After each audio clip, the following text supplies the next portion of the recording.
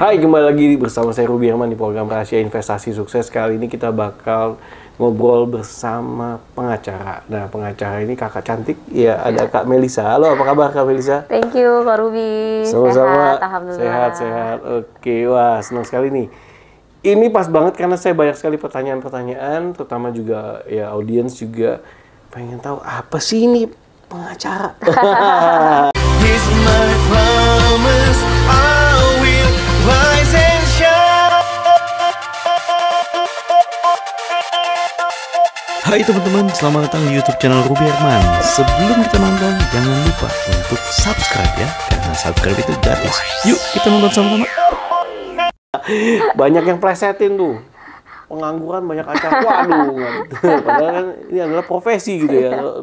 Nah, mungkin kita bakal ngobrol-ngobrol nih, apa sih pengacara nih? Iya, kadang-kadang benar juga pengangguran banyak acara gitu ya. Jadi sebenarnya banyak yang bilang berdasarkan aturan juga definisi zaman sebelum awal-awal ketika pengacara ini muncul gitu ya, bahwa pengacara ini disebut dengan officium nobile, profesi yang mulia.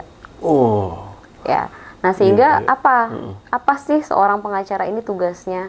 Yaitu mendampingi seseorang baik itu di dalam persidangan ataupun di luar persidangan. Gitu. Nah, orang-orang yang seperti apa yang perlu didampingi? Yaitu orang-orang yang memang butuh pendampingan hukum, misalnya sedang terlibat dalam persoalan hukum, orang-orang yang haknya sedang diambil oleh orang lain atau yang sedang diganggu haknya, yang dia harus melakukan penegakan hukum terhadap keadilan dirinya dan lain sebagainya. Nah, pengacara hadir di situ untuk membantu si klien ya tadi mendampingi proses hukum sehingga seluruh proses-proses hukum itu bisa berjalan sesuai dengan aturan-aturan yang ada, karena aturan banyak banget nih. Iya, aturan banyak banget. Banyak banget. Itu mesti detail lihat ininya ya, mana ya? Iya, bener. Nah, kalau gitu kenapa nih pengacara bela orang yang salah? Kan udah tahu salah. Kenapa mesti dibela gitu? Itu sering banget sih dilontarin. Kadang-kadang kalau saya mendampingi korban, kemudian terhadap rekan saya yang mendampingi pelaku, pasti dihina-dina nih oleh publik ya. Iya, apalagi wah kacau banget nih pengacara, kok mau-maunya ngebela pelaku. Iya. Nah, ini juga perlu publik tahu kok bahwa si yang didampingi kami, misalnya saya mendampingi seorang pelaku atau rekan saya mendampingi seorang pelaku, yang dia dampingi bukanlah kesalahannya, yang dia bela bukanlah kesalahannya. bukan Yang dia kesalahannya. bela Oke. adalah hak-hak dari si pelaku. Oh, Gitu. hak-hak dari- Yang pertama itu, yang dia bela adalah hak-hak si pelaku, bukan kesalahannya.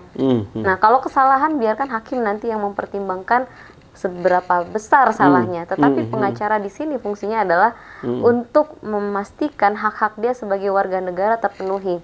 Saksi-saksi yang dia butuhkan dihadirkan semuanya, hal-hal yang meringankan dan lain sebagainya yang dia memang miliki sebagai warga negara dalam proses pembelaan di kalau dia terkena kasus hukum ya. Tambah lagi ada azas yang namanya presumption of innocence, azas praduga tak bersalah. Sehingga sampai adanya putusan dari majelis hakim yang menyatakan dia bersalah, maka di mata hukum dia dianggap belum bersalah. Oh, belum terbukti ya? Belum terbukti, sehingga pengacara di situ fungsinya adalah memastikan hak-haknya dia terpenuhi sebagai warga negara.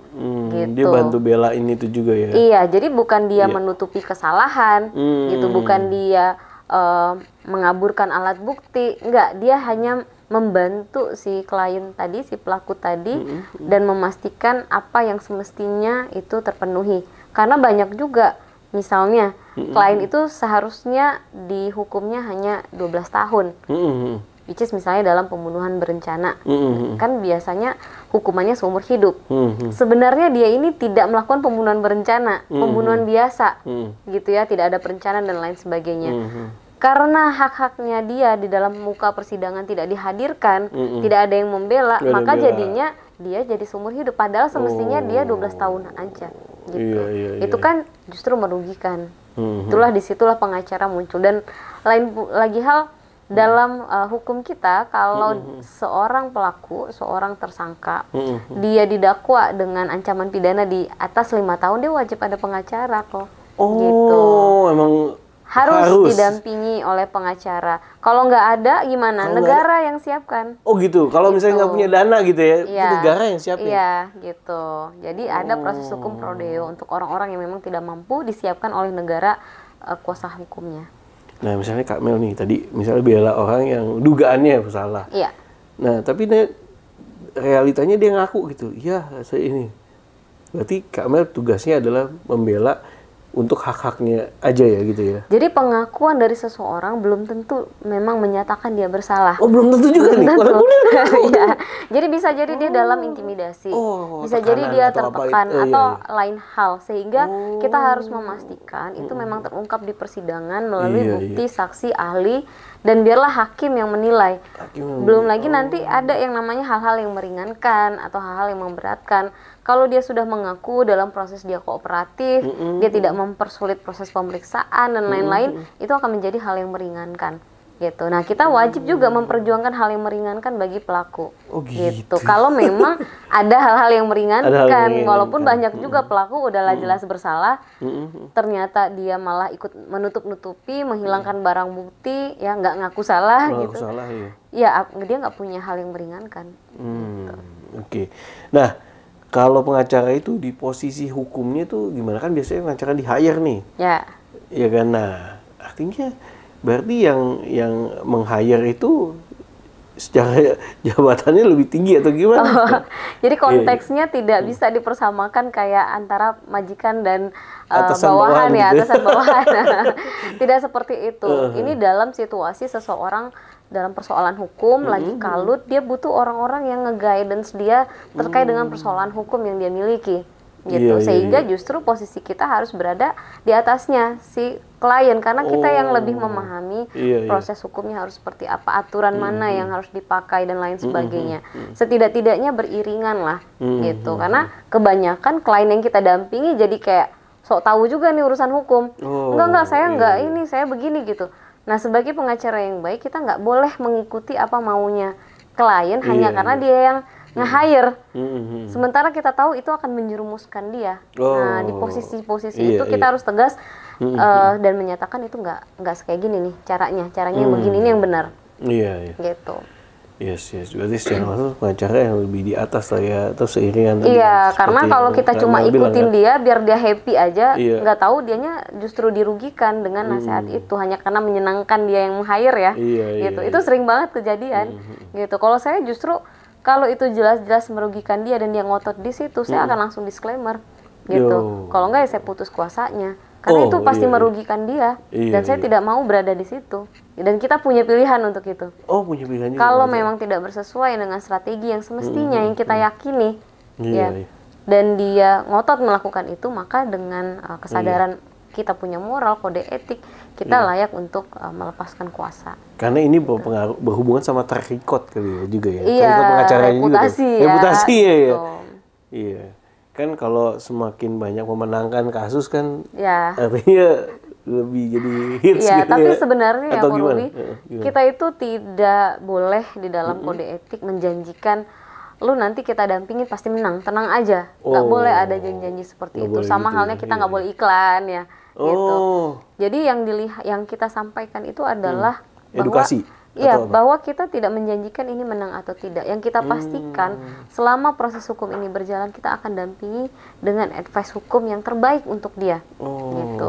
Kalau dia iya, memang nyatanya bersalah, terus kita janjikan tenang, nanti kesalahannya hilang, itu kita salah dan melanggar kode etik. Oh, ada pelanggaran Gitu. kode etik. Lebih Iya. baik kalau saya lebih sampaikan ketika saya melihat analisa, saya disuguhkan sebuah perkara hukum seorang klien, saya akan lakukan analisa hukum, kita bikin legal opini, dan kita akan sampaikan kesalahan Anda A B C D E gitu ya, maka yang akan Anda hadapi ini gitu. Wah, jadi lebih terbuka, dia menerima kondisi yang sebenarnya gitu. Saya lebih baik seperti itu. Dan masih mungkin nggak, kadang ada klien yang sudah bersalah terus nanya, mungkin nggak saya bebas? Nggak mungkin.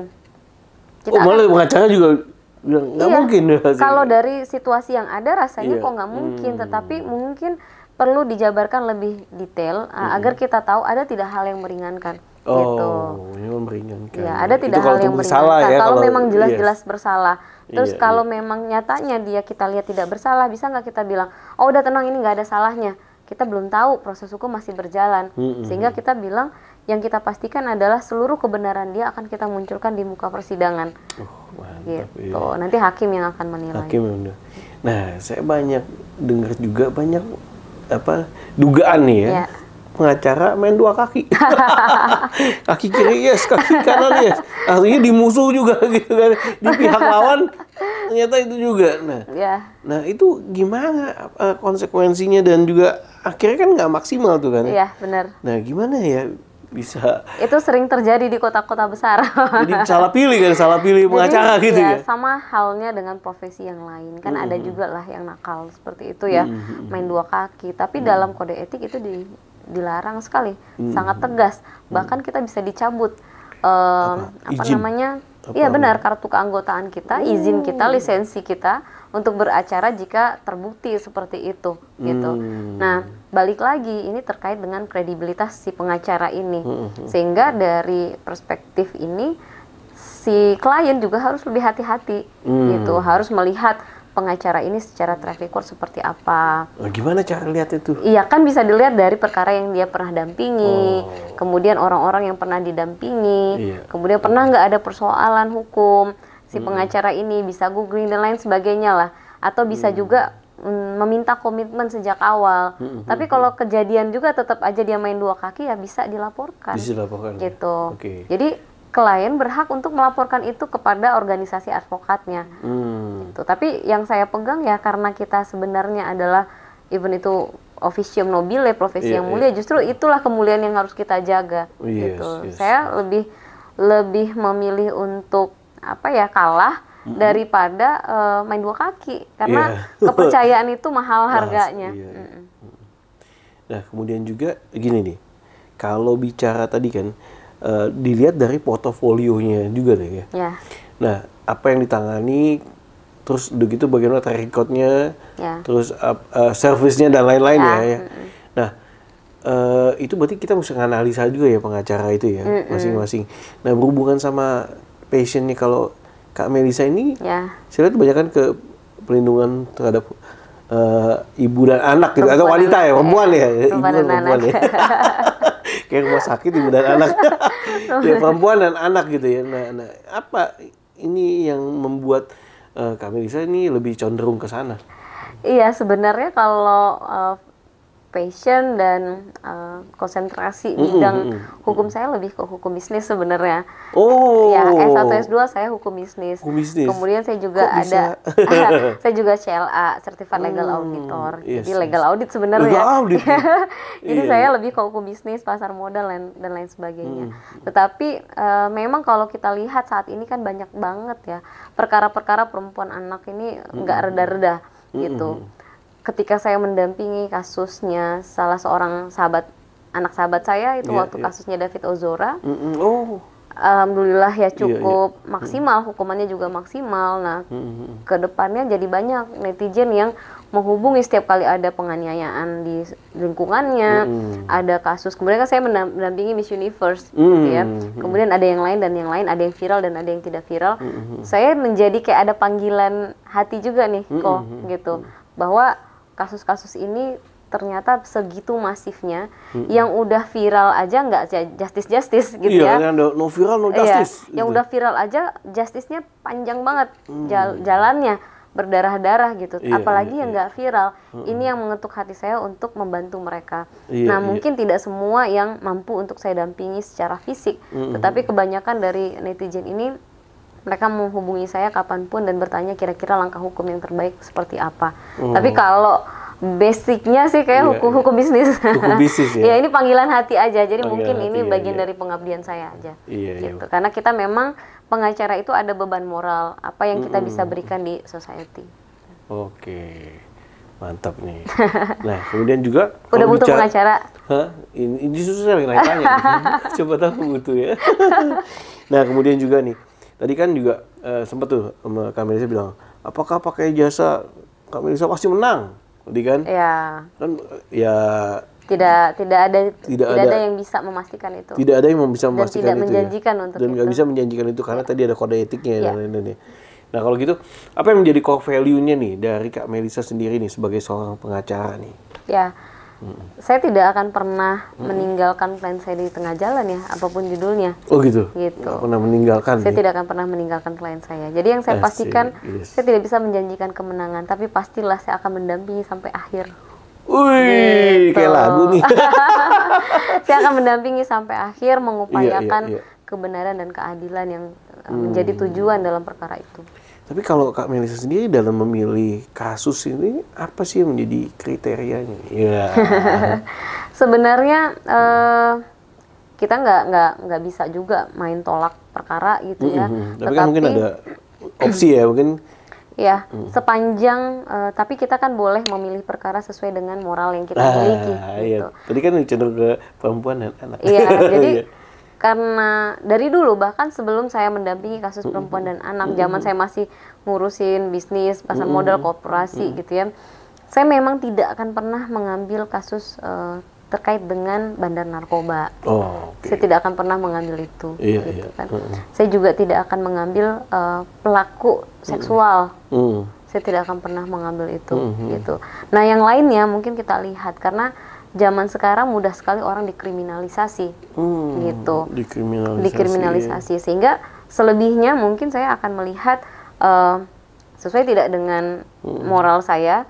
Kalaupun saya rasa ada hal-hal yang butuh didampingi atau keadilannya yang perlu didampingi ya, kita pasti akan dampingi even dia pelaku, gitu. Sepanjang tidak bandar narkoba dan pelaku seksual. Itu aja dua hal itu, nggak yang lain oke. Yang lain oke, tapi ya sebatas Dulu ya, itu. sebatas itu ya. Sebatas mendampingi hak-haknya dia, karena kan dia juga Oke. punya hak yang sama ya, gitu. Yes, Saya yes, banyak juga, saya pernah kok mendampingi kasus penggelapan tahun 2019, direksi yang sudah lama pensiun tahu-tahu diangkat lagi kasusnya oleh OJK, lalu mereka yang sudah sepuh-sepuh ini dipenjara. Waduh. Perkara ini Iya, dan iya. saya lihat saya terbelalak ya karena kayaknya baru pertama kali saya melihat semua berkas menyatakan rasanya dia tidak bersalah sama sekali, gitu. Sehingga saya punya keyakinan ada keadilan yang bisa saya munculkan dan alhamdulillah sekarang sudah ingkrah dan bebas. Gitu. Mantap. Jadi nggak bisa juga kita Yes, serta-merta yes, yes. ketika seseorang ditetapkan tersangka kita langsung judge. Wah lu pencuri gitu Iya, kan, iya. lu melakukan penggelapan dan lain sebagainya, belum tentu Masih juga. ada bukti-buktinya, Banyak yang iya. akhirnya setelah ditahan 5 bulan, setelah ditahan 10 bulan, ternyata dinyatakan dia tidak bersalah. Ya, Gitu. Itu fungsi kita sebenarnya, itu ya, membela ya. membela. Yes. Wah, jadi saya makin paham nih, yang lain Ya. juga yang nonton makin paham kapan butuh pengacara dan juga fungsi dari pengacara secara detail. Iya, ya. cuma begini, kalau dalam bisnis ya, kesalahan, saya kalau boleh berpendapat, kesalahan dari pebisnis rata-rata, mereka baru memilih pengacara itu setelah ada masalah. Oh, udah telat ya? Udah telat, mereka sudah ada masalah, kadang-kadang kita miris juga begitu kita dampingi sebuah korporasi, udah banyak kesalahan yang membuat dia rugi banyak sebenarnya. Dia baru cari pengacara untuk menyelesaikan persoalan. Padahal semestinya dia bisa punya pengacara sebelum dia kena masalah. Cost-nya kan jauh lebih murah nge-hire retainer pengacara gitu ya. Oh, iya, gitu. iya, Nah, itu jadi benar, iya. seluruh dokumen pekerjaannya, perjanjiannya, mau merger, akuisisi, dia sudah di-cover oleh seorang pengacara yang melakukan audit, ini oke, ini enggak, Iya, ini iya, nanti iya. seperti ini, gitu Iya, kan. iya. Sehingga langkah-langkah dia terjauhi dari persoalan-persoalan hukum, terminimalisir lah gitu. Jangan pas udah masalah baru cari Baru, pengacara, iya, satu iya, bayarnya iya. pasti lebih mahal, Iya, iya. yang kedua dia sudah rugi duluan Iya. gitu. Rugi, salah, nggak ada yang bilangin atau... Iya, dan selalu penyesalan. Aduh, coba dari awal kita ketemu. Nah. Coba dari awal kita pakai pengacara. Iya, gitu. bener nih, Jadi yang ini nonton buat bisa tahu juga ya, pebisnis-pebisnis buat ini, bisnis ya. pebisnis-pebisnis banyak Iya, yang pas seperti banget, itu. iya. Mereka kalau pakai pengacara dari awal-awal tuh kayak ngapain sih, nggak butuh juga. Iya. Nanti giliran udah ditipu, ternyata investasi bodong, ternyata prosesnya menyalahi aturan, ada pajak dan lain sebagainya lah, kredit ya. Kalau terkait dengan hukum bisnis, baru dia cari pengacara kalau udah ada masalah. Telat ya. Gitu. itu ya. Cost-nya lebih besar, kerugiannya lebih besar. Iya. Gitu. Wah, thank you banget nih Kamel. Ini jadi edukasi Ya. buat semua yang nonton juga ya bahwa kita ya menyadari nih fungsi penting dari pengacara. Ya. Sekali sukses buat Kamel. Thank you so much ya udah Koryo. bagi edukasi tentang pengacara ini. Oke teman-teman, sampai jumpa next episode. Saya Ruben dan juga Kak Melisa. Terima kasih Anggraini. sudah mengundang. Iya, sukses. Bye-bye.